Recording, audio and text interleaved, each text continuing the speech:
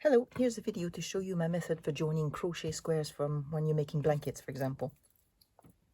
So I'm going to start on the corner stitch and simply push your crochet through and grab a loop.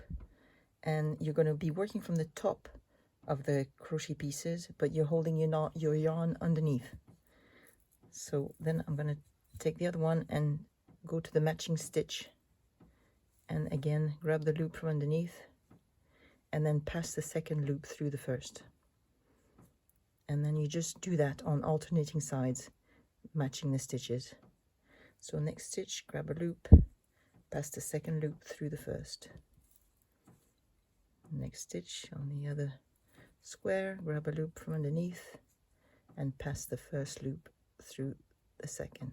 No, sorry, pass the second loop through the first.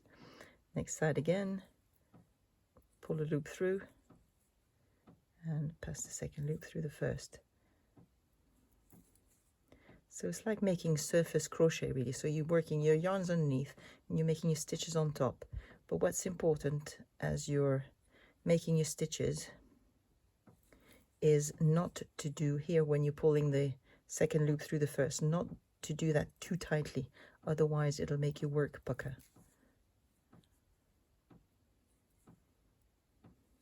Like this, next side, pull the second loop through the first, and the other side, pull a loop through, pass the second loop through the first, and carry on like that. I'll just do a few more and then show you what it looks like.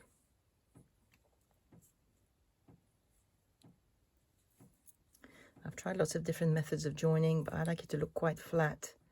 Sewing does a good job, but I prefer to use a crochet hook if I can. And I found this method made a nice seam that I really like. Like this, I'm going to stop here. My squares are not exactly the same size, but here you can see from the front, I think it does a nice sort of, you can see it's slightly zigzaggy because you're obviously going from side to side, but I like the look of it.